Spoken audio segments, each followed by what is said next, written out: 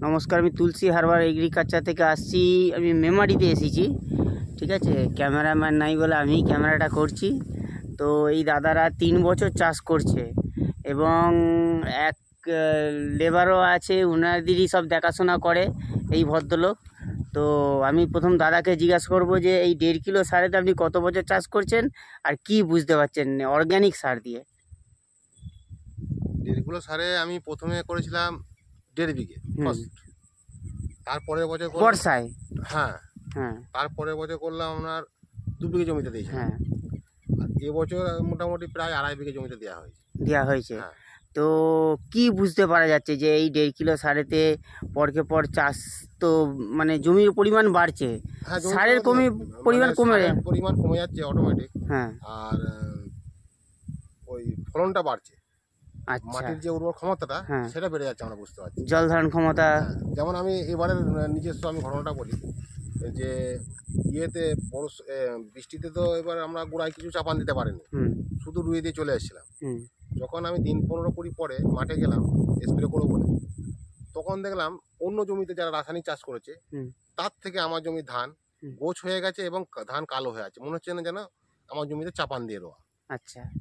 আশেপাশে সবাই আমাকে জিজ্ঞেস করছে তুই কি গোড়ায় চাপান দিয়েছিলি? আমি বললাম না, আমি দিইনি, আমি এই অর্গানিক দিয়ে চাষ করছি 2 বছর, কিন্তু এবছর আমি চাপানো দিইনি, এখনো পর্যন্ত দিতে পারিনি, কি করে দেবো বৃষ্টিতে। কিন্তু আমার ধানের গোছ হয়ে গেছিল এবং মানে ধানের কালারও খুব সুন্দর ছিল। কন্টিনিউ বুঝতে পারছেন যে এই অর্গানিক দিয়ে চাষ করলে জমির ক্ষমতা বেড়ে যাচ্ছে, অটোমেটিক বাড়ছে, এটা আমরা বুঝতে পারছি। এই তো কাকাও ছিল, কাকাও তো স্প্রে করতে গিয়ে দেখেছি।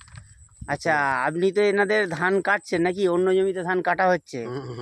আপনি তো কত বছর ধরে এই দাদার সাথে জমি মানে চাষবাস নিয়ে আছেন?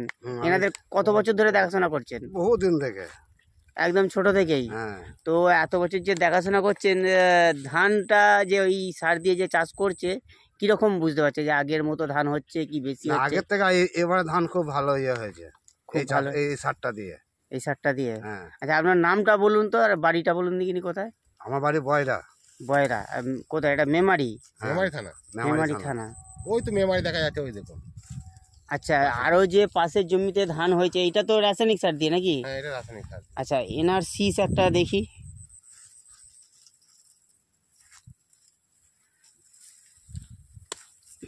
ধরুন এটা রাসায়নিক সারের নাকি? আর এইটা অর্গানিক সারের। আচ্ছা, দুটো একটু মিলিয়ে দেখুন তো কার গাঁদনি বেশি, কার হাইটটা। সারটা দিয়ে দিন।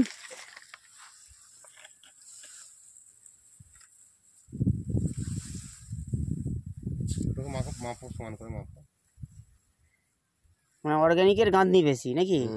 এটা গাঁদনি বেশি, এটা অর্গানিক, এটা গাঁদনিটা বেশি আছে। আচ্ছা, আর এইটা রাসায়নিক সারেতে? রাসায়নিক সার এটা দেখুন সব কটা পুষ্ট হয়ে গেছে। হ্যাঁ, এ অর্গানিক সারেতে এটাই একদম গোড়া থেকে পুষ্ট হয়ে যাচ্ছে, সব কটা মোটামুটি পুষ্ট হয়ে গেছে। এগুলো সব গোড়া থেকে কাঁচা কাঁচা রয়েছে, এই যে এইগুলো আগড়া হয়ে যাবে, আগড়া হয়ে যাবে, চিটে হয়ে যাবে, এইগুলো সবটাই পুষ্ট হয়ে গেছে। আচ্ছা, এই সারের এইটাই গুণ নাকি? তো যা পরিস্থিতি আসছে অর্গানিকে চাষ করতে হবে নাকি এই সুরক্ষা ভূমি দিয়ে? সুরক্ষা চাষ করে আমি তো ভালো রেজাল্ট পাচ্ছি। আলু তো আমি করেছিলাম। আচ্ছা, আলুতে আমি করেছিলাম গত বছরে, খুব ভালো রেজাল্ট পেয়েছি। আচ্ছা, আলুতে কিরকম সার দেওয়া হয়েছিল? আলুতে আমি গত বছর দিয়েছিলাম বিঘে, আমাদের 40 শতকে বিঘে 1খানা ডিএপি দিয়েছিলাম। আচ্ছা। 1খানা পটাশ। আচ্ছা। আর 1খানা আপনার ওই যে পাউডার যে ফসফেটটা, এটা দিয়েছিলাম। আর এইটা 1 প্যাকেট দিয়েছিলাম। আচ্ছা, আর এমনি সার দিতে হলে ক প্যাকেটে করে দিতে হতো? এমনি সার দিতে গেলে এখন মিনিমাম কেউ 3.5 খানা দিচ্ছে, মানে 10-26 আর কোনো জমিতে 4খানাও পড়ে যাচ্ছে। 4খানাও পড়ে যাচ্ছে? 4খানা মানে আপনার প্রায় 8,000 টাকা দাম আছে, কম বেশি। আচ্ছা, আপনার এই খানা তো দিতেই হবে, সেখানেও 7,000 টাকা দাম আছে। আচ্ছা, এই সার দিয়ে আলু চাষ করে কিরকম আলু ফলন হয়েছিল? গত বছর আমার 5.5 খানা করে আলু হয়। 5.5 খানা করে আলু হয়। 5.5 খানা করেই হয়েছে। খরচাটাও কম? খরচাটা অনেক কম হয়েছে। অনেক কম হয়েছে তো? আমার 16 দুগুণে 3200 আর 400 আপনার ফসফেটের দাম।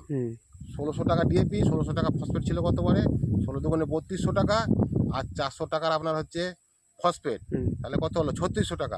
আর এটা ধরুন 1200 টাকা। মানে এমনি রাসায়নিক সার দিতে গেলে আপনার সারেরই হয়তো টাকার মধ্যে আমার 5,000 টাকার মধ্যে আমার পুরো চাপান হয়ে গেছিল ইউরিয়া নিয়ে।